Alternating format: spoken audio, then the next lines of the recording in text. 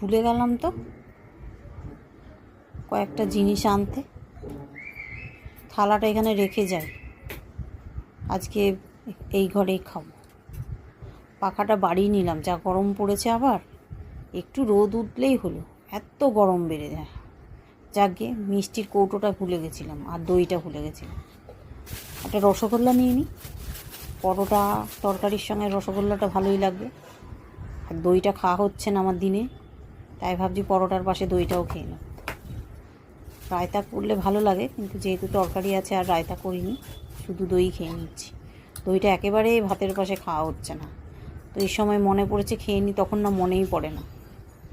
তো এই যে আলুর তরকারি, পরোটা, দই, মিষ্টি।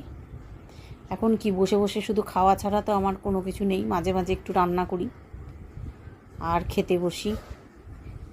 বাড়িতে বলতে গেলে শুধু আমিই আছি একা, আর আমার সঙ্গী হচ্ছে বই, আর হচ্ছে খাওয়া দাওয়া।